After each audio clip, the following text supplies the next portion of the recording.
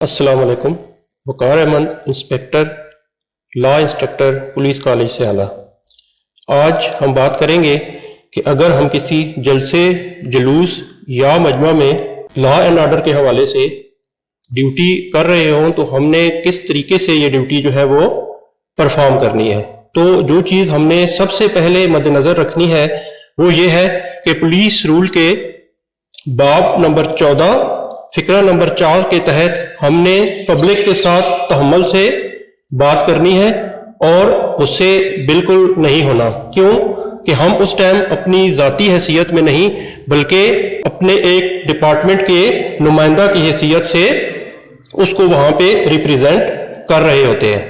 तो अगर जब भी कभी ऐसी सिचुएशन बने कि मजमे को मजमा खिलाफ कानून में कन्वर्ट हो जाए और हमें ताकत के इस्तेमाल की ज़रूरत पड़े तो तब हमने बाब 14 फिक्रा 56 के तहत हमें जो है वो पुलिस रूल में ताकत के इस्तेमाल की इजाज़त हासिल है। लेकिन उसके लिए हमें जो काम करना है वो सबसे पहले ये करना है कि CRPC के दफ़ा 127 के तहत उस मजमे को सबसे पहले मजमा खिलाफ कानून डिक्लेयर करना है।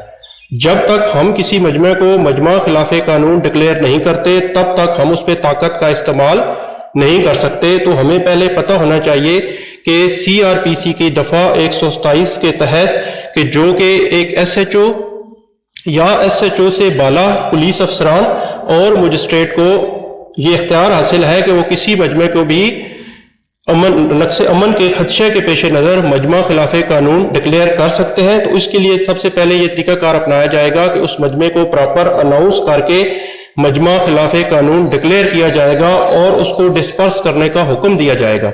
लेकिन अगर मजमा फिर भी डिस्पर्स नहीं होता तो हम उसके बाद पुलिस रूल के बाब 14 फिक्रा नंबर 56 के तहत उस पर ताकत के इस्तेमाल का हुक्म दे सकते हैं। लेकिन ये चीज़ हमने मद्देनज़र रखनी है कि हमने सिर्फ ताकत का इतना इस्तेमाल करना है कि जो कि मौके की मुनासबत से ज़रूरी हो। हमने गैर ज़रूरी ताकत का इस्तेमाल नहीं करना और यही जो है ये दफ़ा CRPC के 128 के तहत हमें इख्तियार हासिल है कि हम मजमे पे ताकत का इस्तेमाल कर सकते हैं। लेकिन हम नॉन लीथल वेपन्स यूज़ करेंगे। किसी भी पुलिस अफसर के लिए सबसे ज़्यादा ज़रूरी ये है कि जब भी वो कोई भी ड्यूटी परफॉर्म कर रहा है तो उसको अपने इख्तियारात का मुकम्मल पता हो। जब तक हमें वो तमाम इख्तियारात जो हमें कानून के तहत हासिल हैं अगर हमें उनका अदराक नहीं होगा तो तब तक हम अपनी ड्यूटी बेहतर तरीके से परफॉर्म नहीं कर सकते। लॉ एंड ऑर्डर के हवाले से भी हमें कानून में जितने इख्तियारात हासिल हैं हमें उनका पता होना इंतहाई ज़रूरी है ताकि हम अपनी ड्यूटी ऐसा तरीके से सर अंजाम दे सकें। तो उसके लिए जो सबसे ज़्यादा ज़रूरी और अहम दफ़ात हैं वो एक है CRPC की दफ़ा 127 कि जिसके तहत किसी भी मजमे को मजमा खिलाफ कानून डिक्लेयर करने का इख्तियार हासिल है।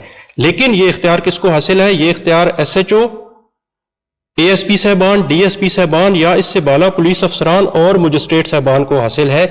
SHO लेवल से कम ऑफिसर को ये इख्तियार हासिल नहीं है। तो लिहाजा ज़रूरी है कि जब भी आप किसी मजमे को मजमे खिलाफ कानून डिक्लेयर करना हो तो इसके लिए ज़रूरी है कि कम अज़ कम SHO लेवल का ऑफिसर जो है वो उस मजमे को मजमा खिलाफ कानून डिक्लेयर करेगा।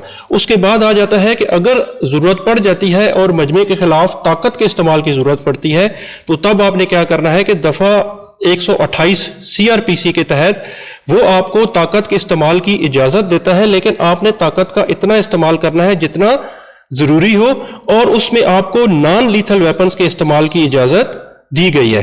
और यही ताकत के इस्तेमाल की इजाज़त इस रूल के बाब नंबर 14 फिक्रा नंबर 56 के तहत भी दी गई है। लेकिन उसमें भी यही कंडीशन है कि जब भी आप कभी किसी मजमा खिलाफ कानून को कंट्रोल करने के लिए ड्यूटी परफॉर्म कर रहे हैं तो सबसे अहम बात जो हमने मद्देनज़र रखनी है वो ये रखनी है कि जिन लोगों के खिलाफ हम ये ड्यूटी परफॉर्म कर रहे हैं वो लोग हमारे मुल्क के अपने शहरी हैं और वो हमारी कम्युनिटी के लोग हैं, वो किसी दुश्मन मुल्क के शहरी नहीं है।